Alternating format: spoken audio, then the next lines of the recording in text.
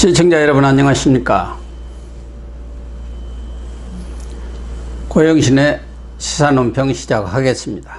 시청자 여러분, 문재인 정권을 향해서 연일 날카로운 비판의 목소리를 높이고 있는 진중권 전 동양대 교수가 이번에는 여야를 향해 쓴소리를 쏟아냈습니다. 문재인 정권을 망한 정권이라고 불렀고 미래통합당을 향해서는 또다시 폭망하려 한다고 비판했습니다. 진 전 교수는 페이스북을 통해서 이 정부에서 믿을 수 있는 유일한 분은 정은경 질병관리본부장이라면서 다 망한 정권을 이분이 혼자 지탱하는 중이라고 꼬집었습니다. 코로나19 무서운 속도로 확산, 사랑제일교회 확진자 속출이라는 제목의 정 본부장의 중앙방역대책본부 정례 브리핑 영상을 공유한 진 전 교수는 지금까지 정부가 코로나19에 성공적으로 대응했다는 평가를 받는 것은 정 본부장의 역할 덕분이라는 분석을 내놓았습니다. 진 전 교수는 국가 방역의 도전, 용서 못할 행위라는 문재인 대통령 관련 기사를 링크한 후 대통령이 코로나 앞에서 국민을 분열시키는 메시지가 아니라 코로나에 맞서 공동 대응하도록 국민을 하나로 통합하는 메시지를 냈으면 좋겠다고 말하고, 대통령은 특정 정당이 아니라 모든 국민을 대변해야 한다고 강조했습니다.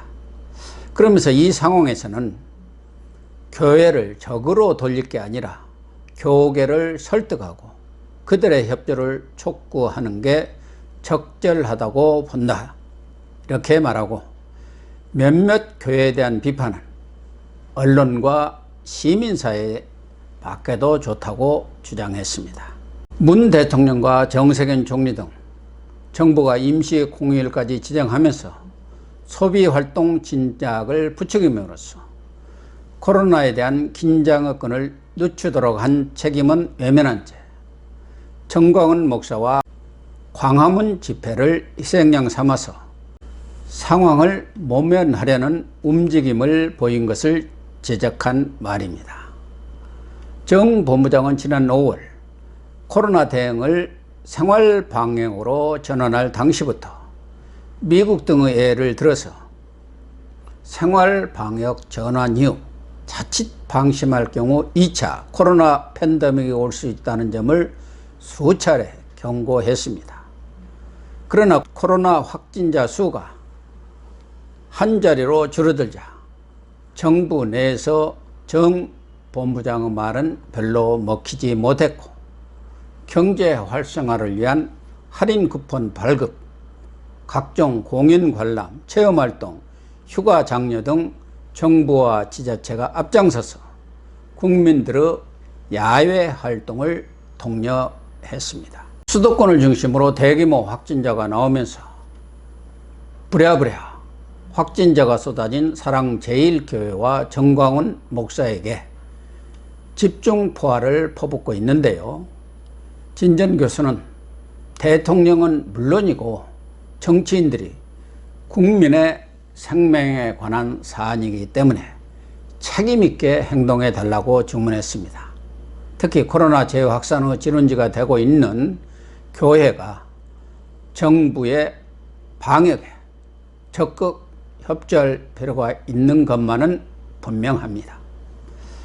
진 전 교수는 안철수 국민의당 대표와의 공개 대담에서도 문 정권이 옳고 그름보다는 우리 편이냐 상대 편이냐로 모든 것을 판단하는 조폭문화, 일종의 전체주의 국가가 되어가고 있다는 안 대표 주장에 공감을 표시했습니다.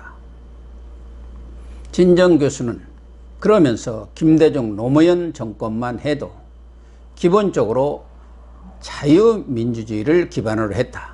그런데 자유민주주의 학습을 거의 못한 586 세력이 집권하면서 합의가 아닌 상대방을 적폐로 몰아서 척결하는 개념의 군사주의적 마인드, 승패 개념으로 접근하다 보니 민주주의 원칙이 뒤집힌 것이라는 분석을 내놨습니다.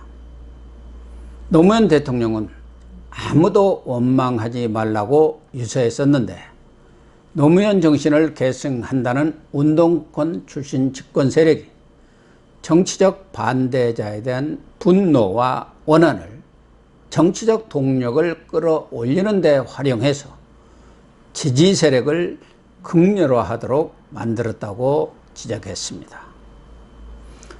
진정 교수는 통합당에 대해서도 고언과 조언을 아끼지 않았는데요. 통합당이 아직도 정신을 못 차리고 폭망의 길을 가려야 한다고 일침을 가했습니다.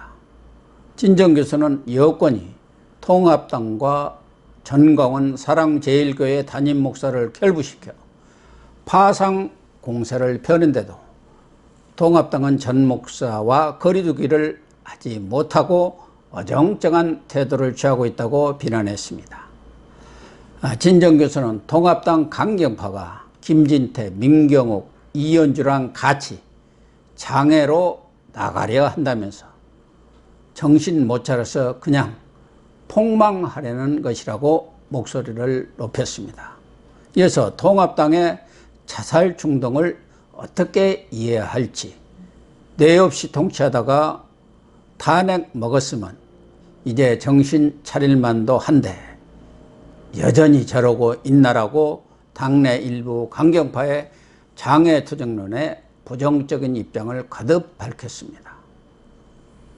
진전 교수는 앞으로 합리적 보수 세력이 형성되고 그들이 집회를 주도할 만한 역량을 갖추고 집회의 내용을 채우는 기획력과 집회 인원들에 대한 통제력을 갖출 때까지 밖으로 나가지 않는 게 좋겠다고 훈수를 두었습니다. 진전 교수의 지적과 견해가 100% 옳다고 할 수는 없지만 원조 진보 좌파 농객답게 문 정권의 아픈 곳을 꺼리낌 없이 찔러대고 있습니다. 문 정권 입장에서는 정말 죽을 노릇이죠. 그러나 문 정권과 민주당이 진 전 교수의 고언을 쓴 약으로 삼기보다는 마이동풍 내지 배신자의 한풀이쯤으로 여기는 분위기가 아닌가 합니다.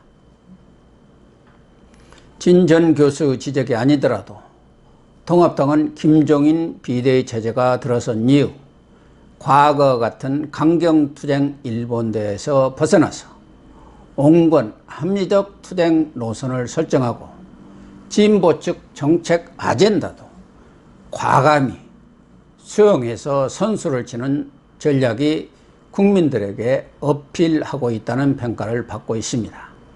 지난 홍수 때도 민주당보다 먼저 호남을 찾아 수해 지원에 나섰고 김종인 비대위원장이 오늘 대구 방문에 이어서 내일 19일 광주를 방문해 5.18 묘지를 참배하고 당내 일부 인사들의 이른바 5.18 망언도 사과할 예정입니다.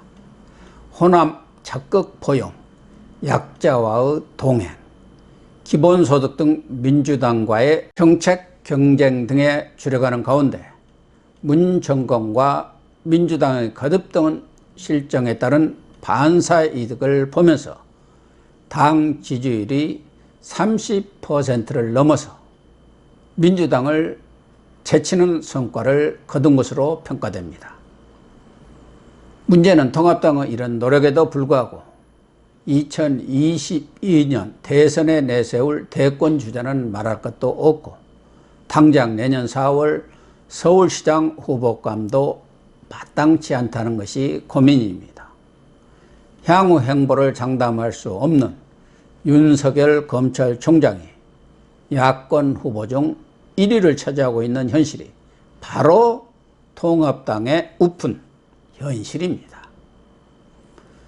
국민 눈높이에 맞는 후보를 찾아내고 길러내는 일이야말로 김종인 비대위원장에게 맡겨진 절체절명의 과제가 아닌가 합니다.